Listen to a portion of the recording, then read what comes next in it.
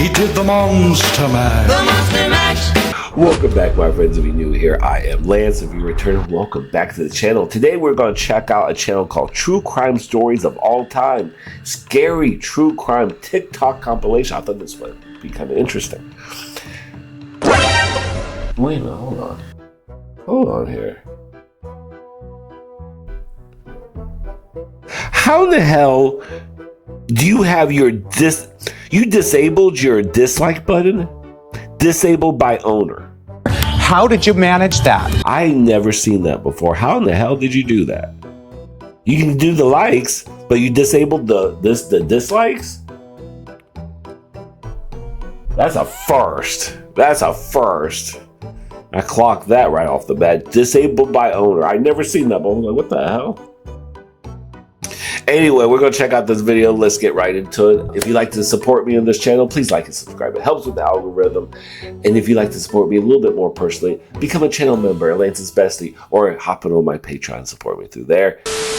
The woman in this photo is Barbara Bakeland, a model from the 1960s who slept with her own son in order to turn him straight. When Tony... Okay. Okay, calm down for a second. Calm down. This is what we're popping off at right at the beginning of this thing. This is what. Boy, that escalated quickly. I mean, that really got out of hand fast.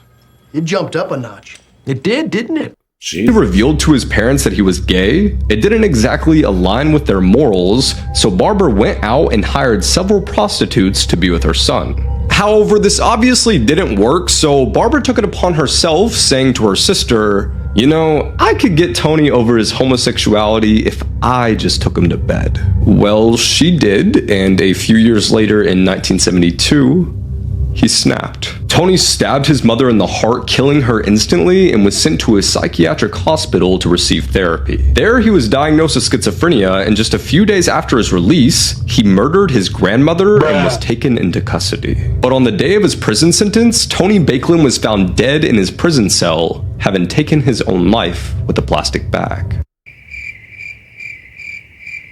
Wow, that was dark. Right This is Twisty the Clown. He's a disgraced clown that will stop at seemingly nothing in order to regain his position as a kids' entertainer. Twisty joined Rusty Westchester's travelling carnival in 1943 and became one of the most popular acts. The other carnival acts, jealous... Wait a minute, hold on now. This is from American Horror Story Freak Show. Was this? Yeah, this is from Freak Show. This is from a TV show.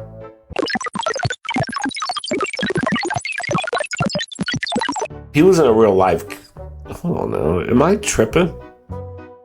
At Twisty's popularity, started spreading rumours that he was a child molester. That rumour ruined his career, and Twisty struggled to find any more clown work.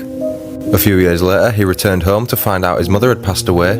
Stricken with grief, Twisty blew off his lower jaw with a shotgun in an attempted suicide. He then started wearing a terrifying prosthetic face mask warped into a permanent smile. He then turned into a kidnapper and serial killer, as he attempted to, in his mind, keep children safe from their parents. Shockingly, a series of comic books were published based on the killings of Twisty in the 1950s. It was called Twisty, the Clown Chronicles. So that was a real character. Holy shit. Wait a minute. I thought that was just only pertaining to American Horror Story Freak Show.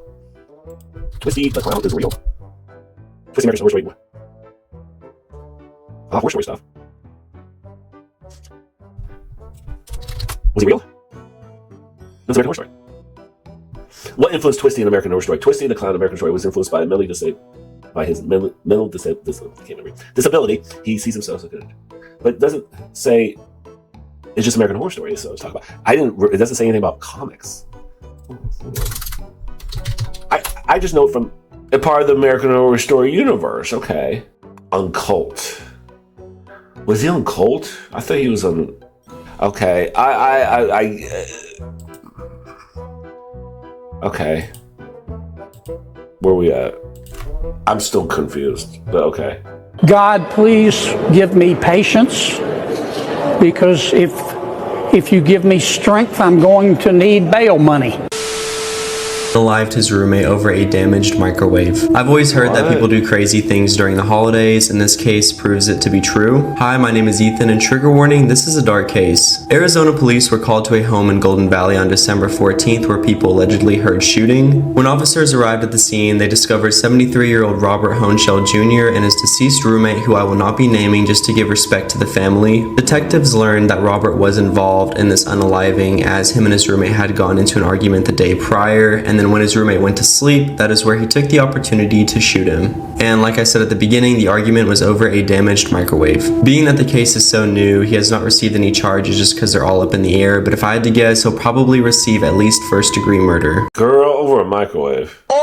This case's twist will shock you. On the evening of 2014, Sarah Sands had downed 2 bottles of wine, put on a hoodie, and left her apartment carrying a knife. She then walked to a 77-year-old man's house named Michael Plested and took his life. She then walked back to her house and gave herself up to the police. But why did she do it? Turns out that man's name wasn't Michael Plested. He had legally changed it through a secret loophole in the law, which allows you to do so when applying for a new passport, because he was actually on the SO list for messing with children. And it turns out he had lured her 3 sons into his apartment, 12-year-old Bradley and the 11-year-old twins Alfie and Reese, and essayed them.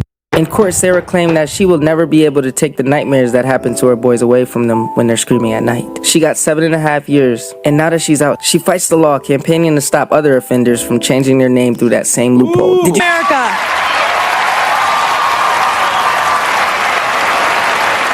You see the secret question I hid in this video? No, I didn't see that. Too busy listening to what you guys say. What are some of the craziest things people have confessed to at the end of their lives? In this series, I'm sharing some of the craziest ones I found. And I cover all sorts of spooky and true crime stuff, so follow along.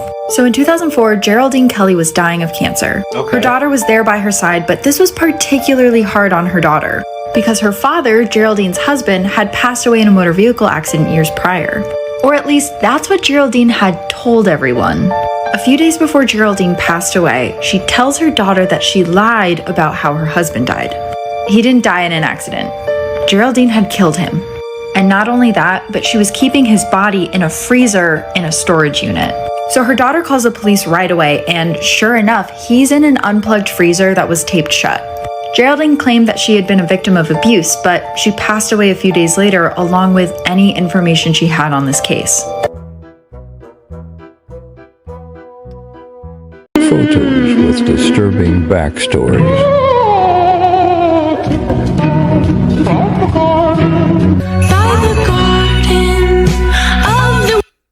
There's a bomb in the car that would detonate and kill 29 people. Oh, Jesus. Okay, that's not good. Just children going for a walk. These are Jewish children unknowingly walked to their deaths in the gas chambers of Auschwitz. Oh my God. That's a shame. Oh, that's a shame. Cheese! Cheese! What you doing? What you see? What? Papa. What you see? Who you saying hi to? She's like, who you saying hi to? Dude, you need to stop that. You're freaking me out. Come on. We need to get those glasses. You see ghosts, little one. This video shows 10-year-old Cody Martin reacting to a prank for his parents' YouTube channel, Daddy of 5. Mike and Heather Martin started the channel in 2015. Oh, these two trash-ass people. Sorry, I spit. These two assholes right here. Two clout-chasing assholes right here. Yeah, I remember this channel. Fucktards.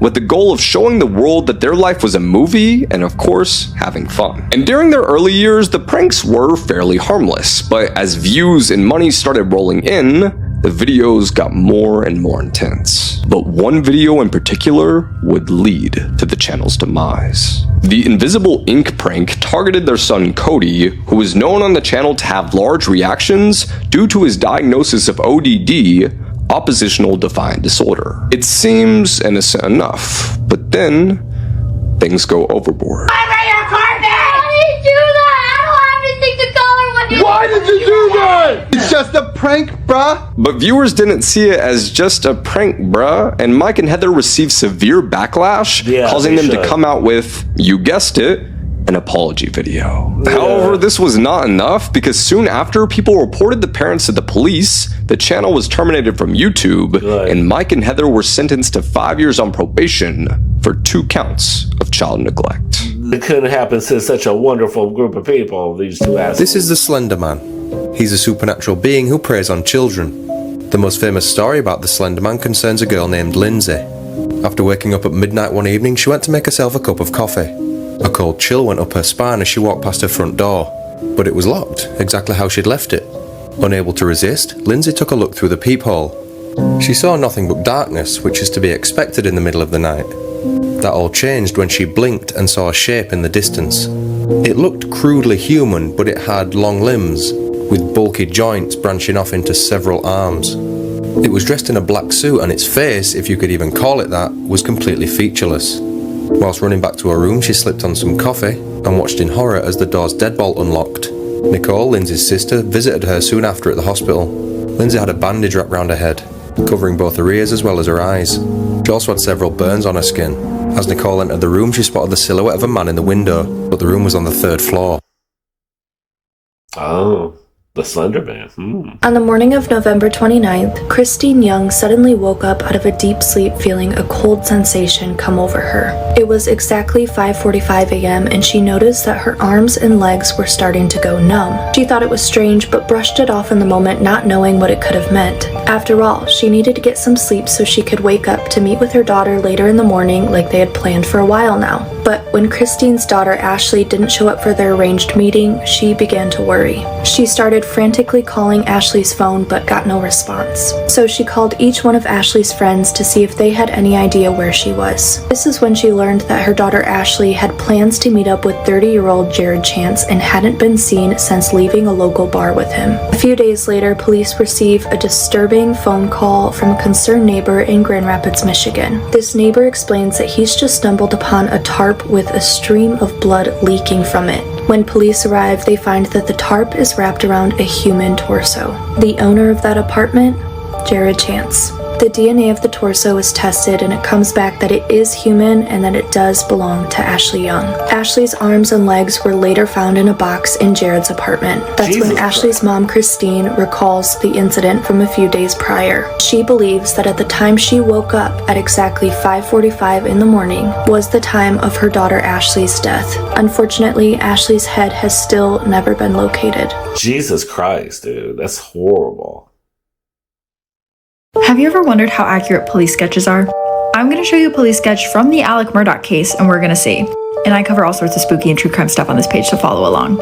This is a sketch of the man that Alec Murdaugh claims shot him on September 4th, 2021.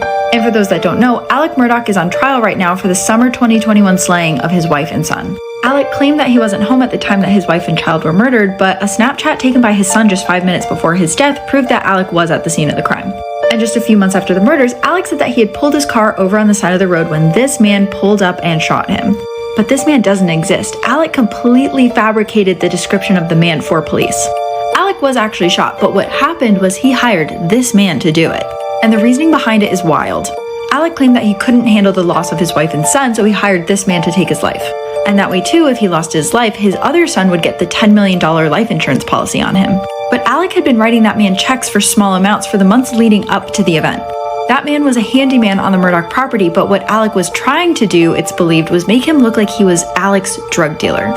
And that way, if he shot Alec, it would also look like that was the man that shot his wife and son. So we'll never know how accurate the police sketch is because this man is not real. But if you're following the case, what do you think? Why did he look like, I thought it was Jeffrey Dahmer for a second. Fresh is about a guy who holds women captive so he can sell their meat on the black market. But did you know that something similar actually happened in real life? And it's actually so much scarier. In Ibadan, Nigeria, a motorcycle taxi driver went missing. His fellow taxi drivers went to the police, but they weren't concerned about his disappearance. On March 22nd, 2014, he called his coworkers from a cell phone he smuggled in. He was scared out of his mind, but managed to describe the place that he and a bunch of other people were trapped in the forest. His friends decided to go looking for him, and what they found can only be described as a body farm. There were bodies everywhere, alive and not. Some bodies were missing limbs, and then some limbs were missing bodies. One woman even said that she was pregnant when she got abducted, but she gave birth while at the facility, and they took the baby and she never saw it again. It's suspected that the victims at this body farm were being used for the black market, and many local news outlets speculated that they were going to be used for rituals. And as if that wasn't scary enough, this is technically unsolved.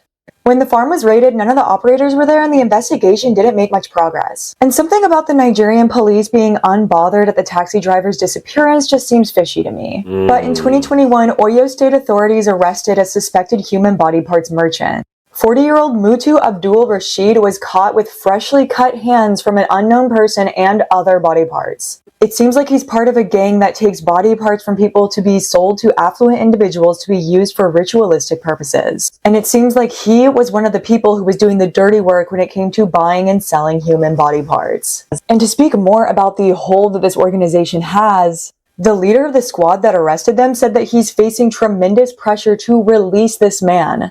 I don't know about you guys, but this stuff is scarier than any horror movie. That's pretty crazy. A married couple called Jock and Kath were excited to be leaving Skegness in Lincolnshire and heading on an adventure to Ireland for a holiday to remember. Jock was a 61-year-old businessman and his wife worked alongside her husband as they ran a packaging factory together. The couple arrived at their destination and spent some time enjoying the sights. And as night fell, they decided to park nearby a hotel where they would settle down to catch some sleep for the night. A few hours had passed when Kath stood out of her sleep upon hearing a gentle knock on the door of the camper van. Dressed in a satin nightie, she felt the sudden urge to cover herself with a fleece when the knocks became louder and more aggressive. It was then that the couple knew something was wrong. "Who is it?" Jock yelled through the door. "It's the border police. You must move your vehicle now," was the response. However, the couple knew this was probably a lie. Kath grabbed her mobile phone from the side and swiveled the ring on her hand so the diamonds were hidden. Now full of fear, it was only moments later when the door of the van would be broken into and the couple would be met with men holding weapons. Suddenly, they would race towards them. After the attack, the couple were thrown from their vehicle.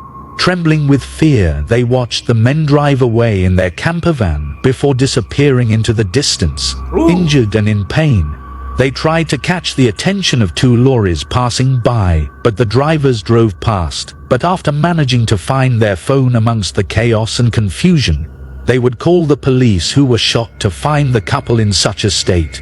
Two men would be caught, but this was an experience that would change the couple's lives forever.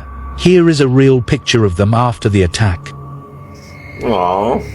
Did you know that American Horror Story actually includes a lot of true crime? I'm True Crime Caitlin, and these are 5 real-life true crimes that are included within the American Horror Story series. In Season 1, the character of Tate Langdon mirrors the Columbine shooters, more specifically, Dylan Klebold. In the series, while Tate is carrying out his mass shooting, he asks one of the students if she believes in God before killing her. And this is something that was actually said by the Columbine shooters. In Season 3, the Axeman is based off a real-life serial killer who to this day is still unidentified. Yeah, exactly like within the series, the real-life Axeman warned that he would kill again, but that he would spare any houses that played jazz music. Like his name suggests, he would break into houses, murder and disfigure his victims using an axe. In Season 5, Lady Gaga's The Countess is based off Elizabeth Bathory, who through the 16th and 17th century murdered hundreds of girls and bathed in their blood to try and maintain her youth. Legend has it that she was a vampire. In Season 11, it is likely that Mr. Whiteley is based off Richard Rogers, who was a gay serial killer working as a nurse. He murdered and dismembered at least 2 gay men, often going to scope out his victims from piano bars in Manhattan, New York. Just like in the series, Robert drugged and then dumped one of his victims, just like Mr. Whiteley done to Gino. In season 2, Dr. Arden is based off of Joseph Mengele, who was a physician at Auschwitz. They both performed disgusting and deadly experiments. What we saw from Dr. Arden in the series was horrible, but it was nothing compared to what this monster done in real life. And that is only a few. Comment down below if you would like a part 2. Was that it? That was it? Oh, that was it. That was it. Boy, okay, that was... That some of these videos just stop abruptly, and I don't even know if it's ended. Usually, I always like a little ending. This one was a pretty good little video, and a lot of stuff that I didn't know. That's pretty freaky. Twisty the Clown, though, they made it sound like that's a real life thing. That's just a made up story from what we kind of half-assed researched, so I don't know about that one. The comics look like it came out during what was it, American Horror Story Cult. The comics came out for Twisty or something like that, it mentioned. But yeah, this is pretty good though. What was the name of this channel again? With the one. The woman in this photo is Barbara Bakeland, a model from the 1960s who slept with her. Hold on. Have you ever fallen down a rabbit hole online and just can't stop? Minor missteps. Disabled by owner 11. Another one? What the hell's going on with these channels with disabled by owner? What's going on? You don't want thumbs downers? You don't want a bunch of little thumbs downs? What's that about? Anyway, let me know what you thought about this. And yeah, I hope you guys enjoyed these little one-off videos between the reactor spotlights. Nice little change of pace, I feel. I know these don't get like a ton of views, but hopefully you guys find these kind of enjoyable. So let me know in the comments, and yeah, take care of yourself, take care of each other, love, peace, and grease.